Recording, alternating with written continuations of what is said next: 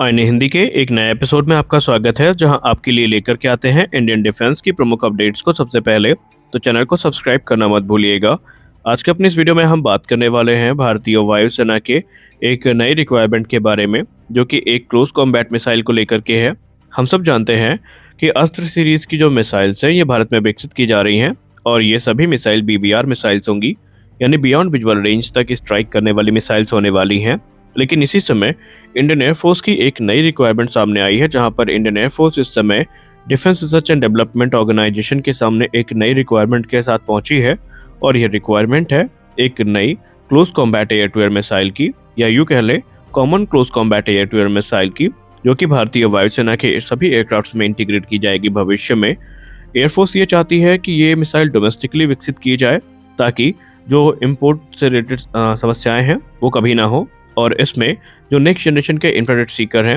ये इस्तेमाल किए जाएं, ताकि जो टारगेट एक्विजिशन है और टारगेट ट्रैकिंग कैपेबिलिटीज़ हैं ये काफ़ी ज़्यादा इन्हेंस हो सकें। पहले रिपोर्ट में ये कहा गया था कि शायद भारतीय वायुसेना की इस रिक्वायरमेंट को पूरा करने के लिए DRDO एक नए प्लान के साथ सामने आए, जहां पर अस्त्र मार्क 1 को मॉडिफाई करके एक मीडियम रेंज की एयर टू एयर मिसाइल में कन्वर्ट किया जाए, जो कि डुअल सीकर मिसाइल होती। इसमें RF और IR दोनों कैपेबिलिटीज़ हमें देखने को मिलती, और ये कई हद तक मीका जैसी सिमिलरिटीज़ को शेयर करती। लेकिन एयरफोर्स ये चाहती है कि अस्त्र से छेड़छाड़ ना की जाए, बल्कि एक नई जो locally developed close combat missile है इसको विकसित किया जाए। हालांकि अभी अपनी ज़रूरतों को पूरा करने के लिए भारतीय वायुसेना अपने तेजस मार्क 1A, तेजस मार्क 2 और एमका के लिए जो एशरैम यानी advance short range air to air missile है, और पाइथन 5 जो कि क्लोज कॉम्बैट मिसाइल है, इसको खरीदेगी और अपनी ज़रूरतों को पूरा करेगी। एशरैम को हम NGCCM के नाम से जानते हैं, यानी next generation close combat missile के नाम से जानते हैं। और अभी जब भारत में ये मिसाइल विकसित कर ली जाएगी, जिसके बारे में हम बात कर रहे हैं,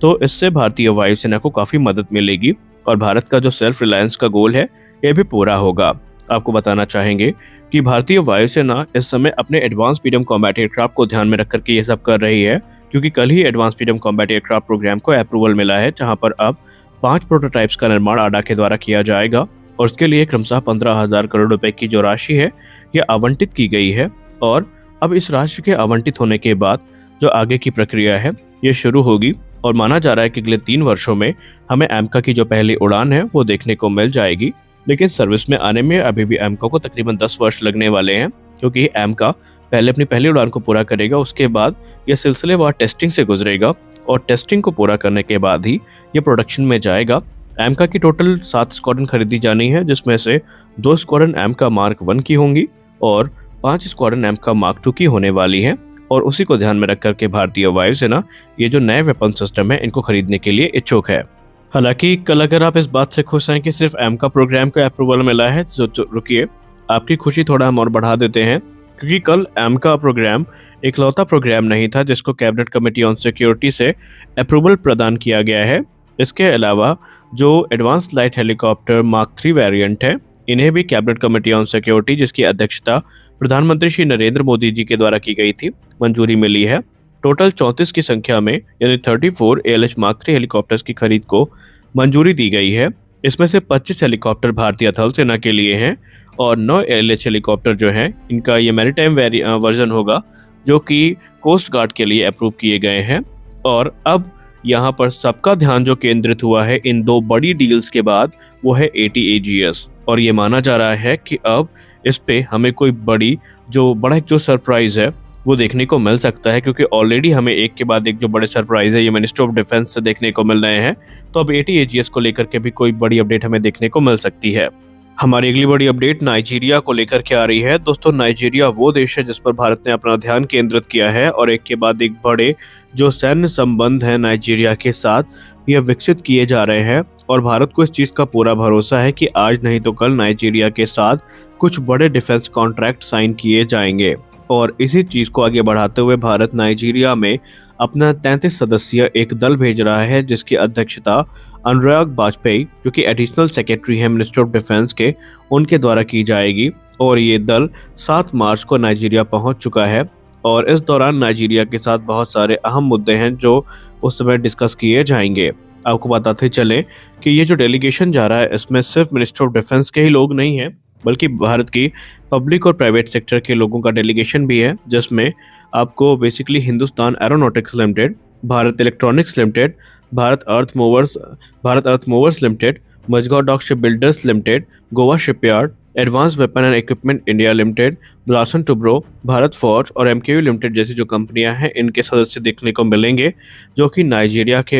के साथ अलग अलग मुद्दों को डिस्कस करेंगे। यहाँ पर भारत का फोकस ये होगा कि इस डेलीगेशन को लेकर के वो नाइजीरिया को उस कॉन्फिडेंस को बिल्ड करेंगे, जहाँ पर नाइजीरिया भारत के साथ जो हथियार है वो खरीद सके, क्योंकि अब भारत नाइजीरिया को एक वेपन मैन्युफैक्चरिंग हब बनाना चाहता है, या यूँ कह लें एक रीजनल वेपन हब बनाना चाहता है अफ्रीकन कंट्रीज़ के लिए। क्योंकि भारत का ये मानना है कि अगर नाइजीरिया के साथ बड़े कॉन्ट्रैक्ट साइन हो जाते हैं तो उसके बाद दूसरे जो अफ्रीकन कंट्रीज़ हैं उनका कॉन्फिडेंस भी काफ़ी ज़्यादा बढ़ेगा, या वो देश जो महंगे अमेरिकी हथियारों को खरीदने के लिए इच्छुक नहीं है, उनके पास एक नया ऑप्शन होगा इंडियन मेड वेपन सिस्टम्स को खरीदना। और आपको बताते चलें कि भारत ने पहले ही नाइजीरिया को अपना Tejas mark 1A fighter aircraft offer किया है, एलसीएस प्रचंड ऑफर किया है, जो कि नाइजीरिया के रिक्वायरमेंट्स को पूरा करने में सक्षम है। और भारत ने नाइजीरिया को ये भी कहा है कि अगर नाइजीरिया चाहे तो उनके कहने के हिसाब से इसमें कस्टमाइजेशंस के भी ऑप्शन बहुत सारे उपलब्ध हैं। तो यहाँ पर भारत का मंशा क्लियर है कि भारत इस समय नाइजीरिया को एक रीजनल वेपन हब बनाना चाहता है, और इसके लिए ज़रूरी कदम भारत के द्वारा ऑलरेडी उठाए गए हैं। क्योंकि बीतते समय के साथ हम लोगों ने एक चीज़ तो देख ली है कि जो इंडियन मेड वेपन सिस्टम है, इनको लेकर के अब जो बाहरी देश हैं उनका इंटरेस्ट लगातार विकसित हो रहा है, और इसमें कोई संदेह नहीं होगा कि हमें एक के बाद एक जो बड़ी डिफेंस डील है ये देखने को मिले। फिर चाहे हमने आर्मेनिया के केस में जो देखा वो हमें नाइजीरिया के केस में ही क्यों ना देखना पड़े। जैसा कि हम सब सुनते आए हैं कि भारत का जो तीसरा स्वदेशी विमान वाहक पोत होगा, जो कि एक सुपर कैरियर होने वाला है, इसमें हमें इलेक्ट्रोमैग्नेटिक लॉन्च सिस्टम देखने को मिलेगा, जिसको हम ईमेल्स के नाम से जानते हैं। और इसको लेकर के चर्चाएं आम हैं, और कई बार हमें इसमें कुछ बड़े डेवलपमेंट देखने को मिले हैं। लेकिन कल एक ऐसी तस्वीर सामने आई है जिसको देख करके अब हम ये कह सकते हैं कि ये सिर्फ चर्चाओं तक ही सीमित नहीं है, बल्कि इस पे काम भी अब पूरी रफ्तार के साथ आगे बढ़ेगा।